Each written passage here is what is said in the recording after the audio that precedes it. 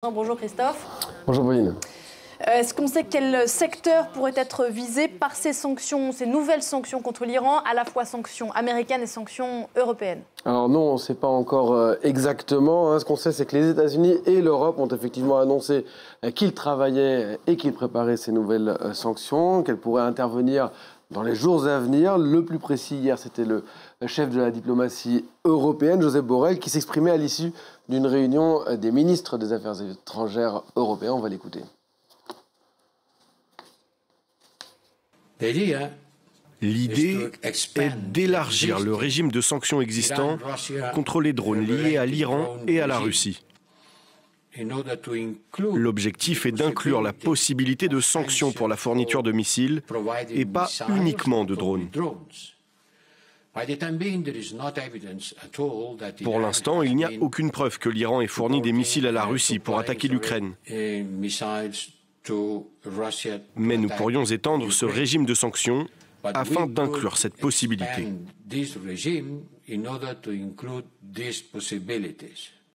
Alors on vient quand même d'entendre quelques pistes. L'Union européenne pourrait viser tous les matériaux servant à la construction de missiles et de drones. Les États-Unis, la même chose. Ils pourraient également, les États-Unis, viser à nouveau, ou un peu plus encore, les exportations de pétrole iranien.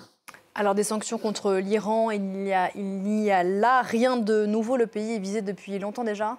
Depuis 1979, date du début de la révolution iranienne, l'arrivée au pouvoir de ce régime. Différentes vagues de sanctions ont visé ce régime. Elles ont commencé en réalité après la prise d'otages à l'ambassade des États-Unis de Téhéran, qui a commencé en novembre 1979, mais qui a duré très longtemps puisque c'est achevé qu'en janvier 1981. Et donc les premières sanctions, elles ont surtout là pour but d'essayer de forcer le régime de libérer ses otages. Elles sont renforcées ensuite après l'attentat qui a visé l'ambassade des États-Unis à Beyrouth au Liban.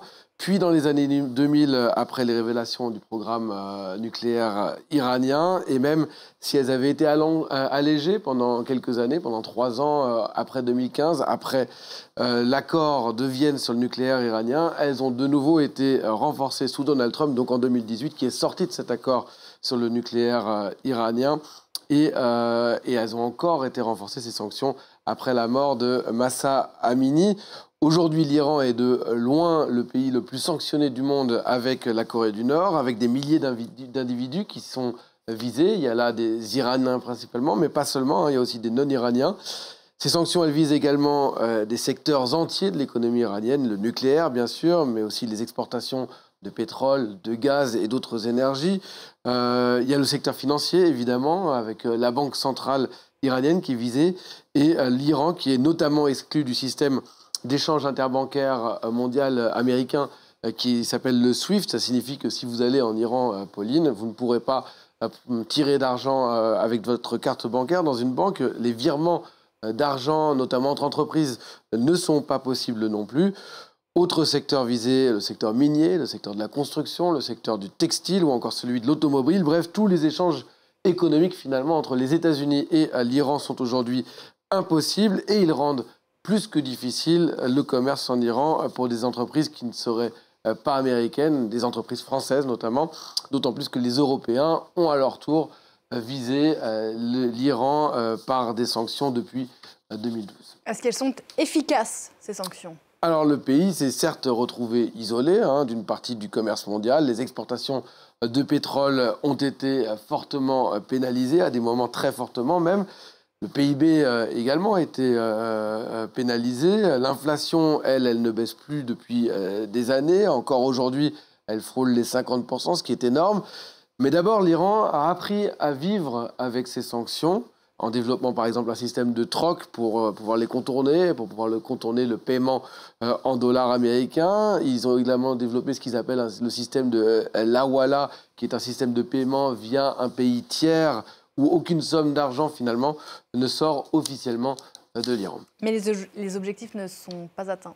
Alors, le régime, il est encore en place, ça fait 45 ans, donc je ne sais pas si c'était l'un des objectifs, mais en tout cas, celui-là, il n'est pas atteint, et il continue sa répression sanglante. On voit également à quel point, aujourd'hui encore, il influence Il a une influence importante sur le conflit au Proche-Orient, en finançant le Hamas, en finançant le Hezbollah, en organisant également certaines attaques. Le programme nucléaire, lui aussi, s'est poursuivi à tel point que le pays est de plus en plus proche, selon les services secrets américains, d'avoir une bombe nucléaire. Quant aux hommes du régime, ils sont finalement très peu à être directement visés par les gels des avoirs, et eux, au contraire, eh bien, ils se seraient enrichis pendant cette période de sanctions. Les gardiens de la révolution, par exemple, possèdent de nombreuses entreprises en Iran qui, selon les experts, représentent 20 à 30% de l'économie iranienne.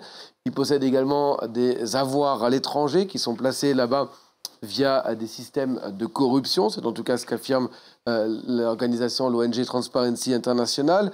Les fonds, ils vont transiter par d'autres pays, par la Turquie, par le Qatar ou encore le Kazakhstan. Et donc finalement, on n'a pas les hommes du régime, mais c'est plutôt la population qui, elle, souffre de ces sanctions. Un Iranien sur 3 vit en dessous du seuil de pauvreté. Et on y reviendra longuement dans la deuxième partie de Parlons-en. Merci beaucoup Christophe. C'était l'info éco.